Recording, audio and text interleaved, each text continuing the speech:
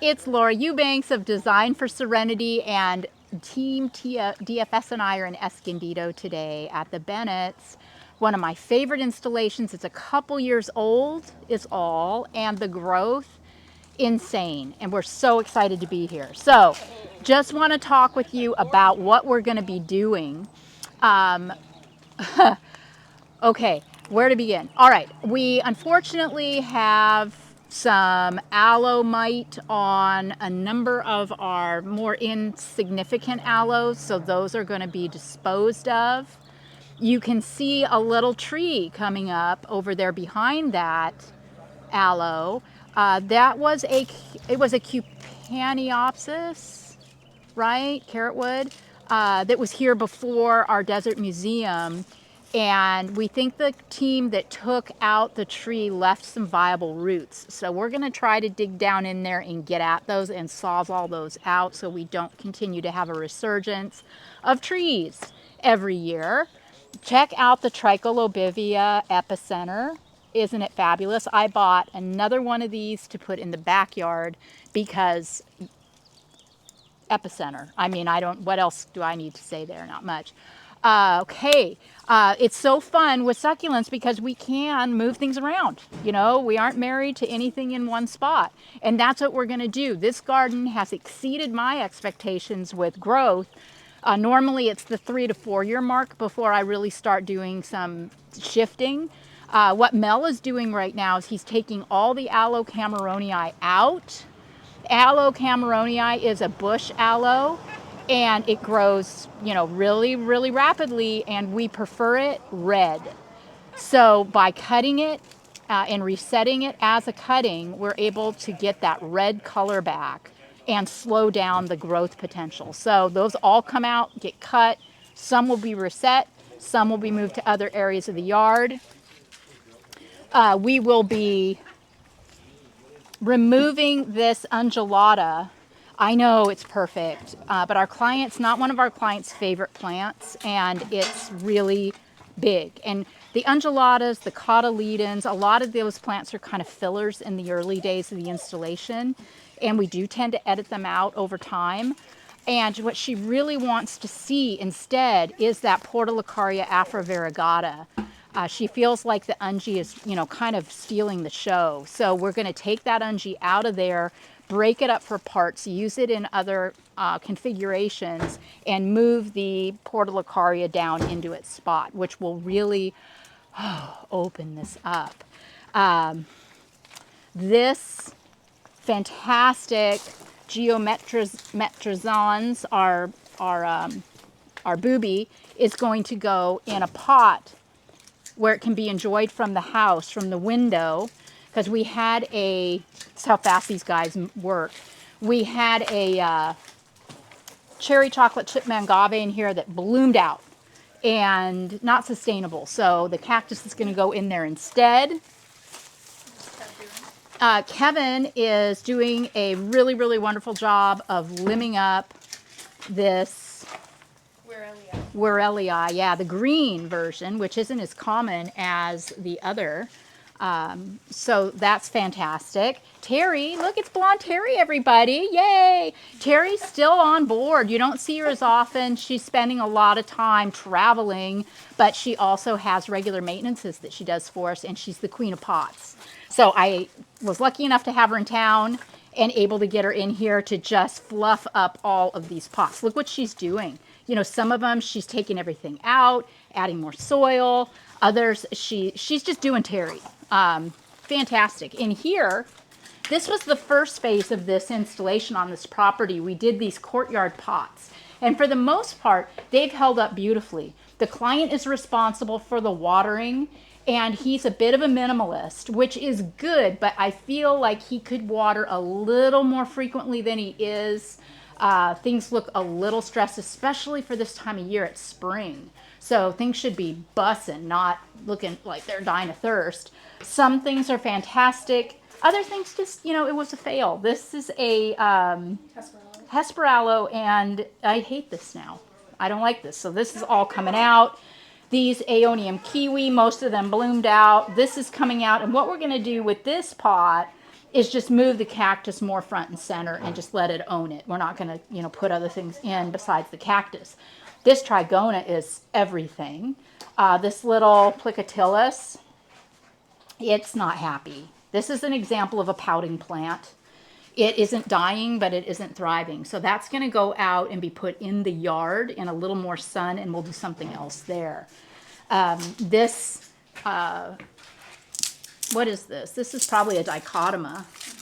Just looks a little thirsty, doesn't it? Looks a little stressed. But look at the pearls. Yeah, but the pearls, which require quite a bit of water, are clearly thriving. So I don't know. Who knows? What we'll be doing here is trimming up the pearls and just adding more creva to the top of this. And obviously limbing up the Bacarnia. And, you know, this Pilosoceras is fabulous just the way it is. We'll tighten this pot. This distans we'll probably cut and reset. It's getting a little too tall. You know, clean up these aeoniums. Give everything a really, really nice drink of water, and it'll just look like a shiny penny. Let's show them the yucca.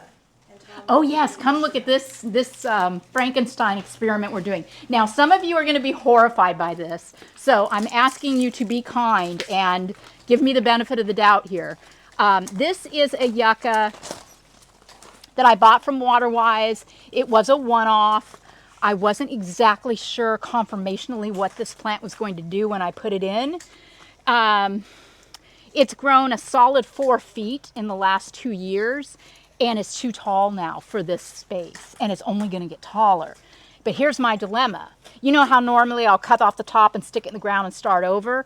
But look at the caudex on this. I love this. I do not want to disrupt this gorgeous caudex. So the idea is that we are going to have Omar, our surgeon, cut this from the top. And we're going to leave it. We're going to hack off the top, with the idea being that it will branch from beneath the cut. I'd like to see this branch a little bit, stay lower. Then we're going to take the top piece and we're going to move it into the backyard. So hopefully it won't look too hacked up. I think with this upright growth pattern on the leaves, we'll be able to hide the cut so you won't even be able to see it. So that's the idea there. Let's look at this bed where Gordon is. Yes, and then Gordon, this is our tapestry, and it has not disappointed, has it? No. No, it has not. So now it's time again to just air it out a bit. We have Aloe nobilis, a number of these that all have succumbed to aloe mite, so those will be removed, which will help air it out naturally, natural selection, right? A lot of this heavier cotyledon. I love the mint truffles. They're sturdy. They give some strength conformationally around all of the floofy rosettes, but those are really easy to work with as cuttings too. So we can pull some of the cotyledon out, cut it up for parts, and reset them. So it's not quite so in your face, dense of a presentation. Yeah, we'll probably leave this snow leopard mangave in the hopes that it pups, because that texture and color is needed in this garden. Look at the Pachypodium lemurei. This was put in 2 years ago as a 15-gallon single, I believe. I'd have to look back on the grand reveal. I think it was Maybe a double. It was floofy. Was it a floofy one? Short and floofy. Hannah thinks it was short and floofy. I know she's probably right. I honestly don't remember, but my goodness, look at the growth. Is that insane or what? Go stand next to it. It's so stunning. Let me just really give you a sense of its height. Oh. All right, look at this. It is probably 7 feet at least, right? Because I'm a little above grade right now too. How tall are you? I'm 5'8", so massive, massive, massive plant. Absolutely love it. The dichotoma rotted. This happens. This is kind of a, is this a dichotoma? Yeah, it looks Hercules-like, but I think it's a dichotoma. But see this? It's mushy. So what we're going to do is we're going to cut with the Sawzall until we come up on nice, healthy tissue. Then it's coming home with me, And I've got another one that's done the same thing that I'm waiting for new roots on. So it'll go in my garden of death, and we'll be patient. It may take a year or more for it to throw off more roots, but there's nothing the matter with the plant. The problem's all down there. So it's coming home. I will rehab it and bring it back. This left side of the drive has held up spectacularly. The client had some plumeria that were gifted to them that they wanted to use. I said, no problem. Plumeria is a succulent compatible. It pretty much has the same requirements. It stores a lot of moisture in its stems. You know, you can take a piece of plumeria and stick it in the ground and it'll grow. So That's what we did. Kevin and Mel did this. yeah, that's what we did. Kevin and Mel just stuck pieces in the ground, and obviously they've rooted. We will need to tighten up the Portulacaria minima a bit. It's a little run-amucky, but you can't beat it, can you, for ground cover softness? So all in all, a very, very sustainable bed. The Pilosoceras azuris are fantastic. These were singles when we planted them, and they're starting to, you know, branch out from the bottom now. Just happy as little pigs in poop. We've got Straussii back here, same thing, happy, happy, happy camper. Then remember the backyard, guys. So Hannah had a genius idea for this Petalanthus bracteus. It's got a fantastic shape conformationally, but it's too fat. I don't mean to fat shame you. You're fabulous, but you're a little too robust. So I was going to have the guys cut with the sawzall below grade and just shrink it. And Hannah said, no, let's just take this boulder and shove it up tight and force it up, which is a much better idea and less labor. And, you know, we don't lose any of the plant that way. The Aeonium sunbursts in this garden are still thriving, but as arboretums, you know, they're a tree Aeonium, so they get a little stemmy and stalky. It's a little late in the season. We're in the middle of May. These go dormant in the summer, but I think we're still okay to cut and reset. Although this stand looks good. Yeah, particularly ones that are a little bit protected from the hottest part of the day. This is an example. The cotyledon long fingers is a great plant for texture and filler in a garden, but we reach a point, you know, where we don't necessarily need any fillers. So we're going to take that out, and I'm going to be really excited for you to see how we don't need anything there. That sometimes you can take things out and not replace them with something else. This Mangave bloomed out, and it's like it's really water stressed too. So I will be making some decisions on this. I don't know, definitely not keeping it in the pot, because if it's in a pot, it needs to look good all the time. We'll probably make another decision there. This Bainesii also this is another pouting plant. I don't think it's ever looked very good in that pot. It's never looked good. It's never looked good. And look at that. It's got bugs. It's just stressed out, but it doesn't want to die. Look here. We had a piece break off. There's new growth below, you know, where the piece came off. So I'm going to move this somewhere into the garden, into the ground. And I think it's going to be a heck of a lot happier. Same with that Pachypodium. Not happy in the pot. Totally alive, completely viable, very, very happy, but stressed beyond its limits. So that one also will go somewhere in the ground, and that pot will be completely reinvented with a brand new plant. Are you just going to take that Mangave out? Now here, this is one of the cherry chocolate chips, and this was one of the first gardens we used it in. Remember, we had no idea what it was going to do. This is really, really crowded right here, isn't it? Now, I love this texturally very, very much. I don't necessarily hate it once the bloom spikes all come off. We'll see. We'll take off the bloom spikes and see if we don't like that combo with the Dazzlerium longissimum, which will also be limbed up. Exactly. So, and, you know, this will be, the Portulacaria will be cleaned up. Maybe not take that out, because this garden in here does have a lot of green, and we want to try to introduce and encourage more color. This Baccarnia recurvata is going to get limbed up. It's totally normal for your Baccarnias to go yellow. It's part of the life cycle. The leaves at the bottom turn yellow and progressively turn brown. And it's just done. The leaves are done. They come off and you just leave the beautiful new green growth exposed. No problem. This stand of aeoniums, this whole thing here, again, the cotyledon and aeonium is very messy. That's all going to get pulled out, and then decisions will be made. Will we put pieces back in? Will we just say with this minima, we don't need anything there? I don't know. And you don't need to know. Just have faith in yourself. Remember, you can always put things back. So if you're in doubt, pull it out. Oh my God, I need to put that on a t-shirt. When in doubt, pull it out. Huh? For Pride Month. Yeah, for Pride Month. Love that. Okay, this Hercules is exquisite. Look at the striations on this trunk. This is magnificent. This is going to be anointed with fertilizer today, for sure. Why? Do I want it to grow faster? No, but I just want to support it in doing what it is already doing. Okay. Client requested 2 desert museums back here. They're a little run-amucky, yeah. I mean, check this out. You can't even get through. I can't walk through here. But trees are funny. Trees aren't like succulents that are so forgiving and, oh, cut my head off, I'll grow back. You have to be very, very mindful when you're chopping away at a perennial tree.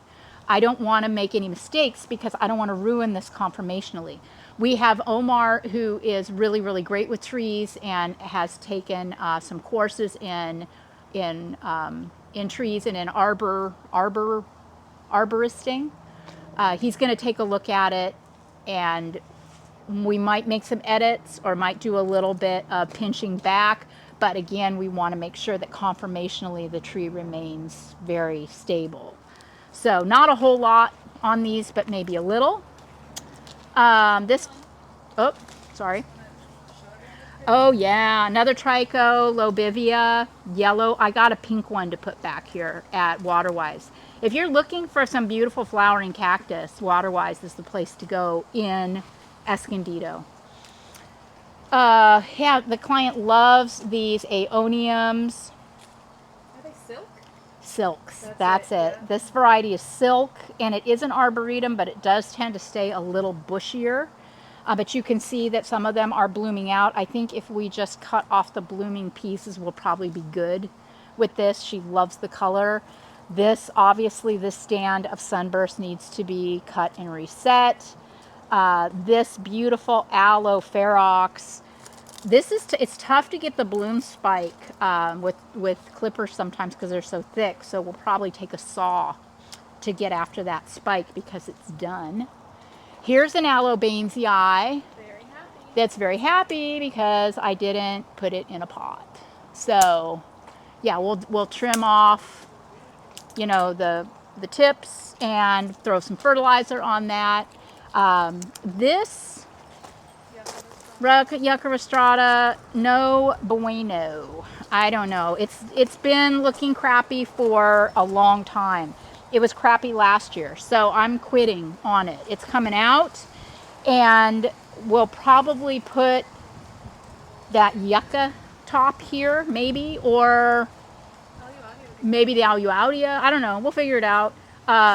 These Cameronii are coming out of this blue pot, which keeps tipping. We'll have to reset this, straighten it up. But this is just too basic now. I'm going to put something really cool in this pot, and these aeoniums will be cut. They will turn bright red.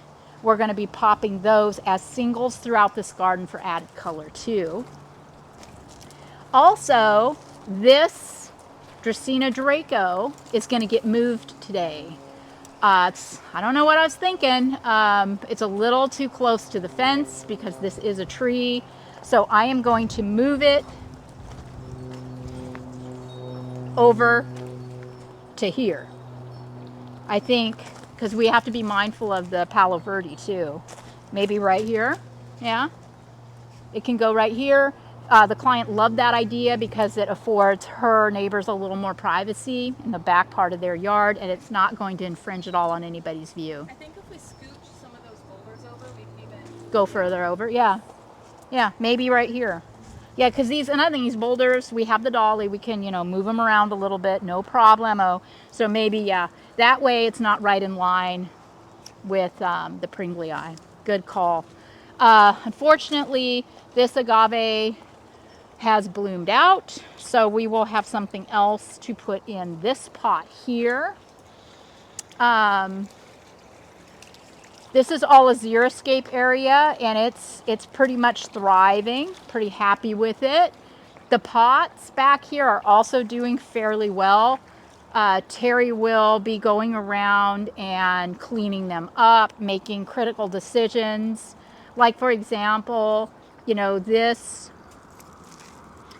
snow leopard or kaleidoscope looks ratty, but it's still got a lot of viability, and the client really likes it against the color of the pot.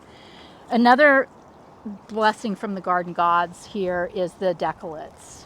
This client has a lot of decolate snails in her garden. These are the snails that eat the baby helix and the eggs, the helix eggs. You can tell it's a decolate. They don't always have white shells, but if you have a little of these cute little tiny snails on your plants and there's no damage, you got you a decolate, because they don't eat the plants, just the snails. Okay, and then over here,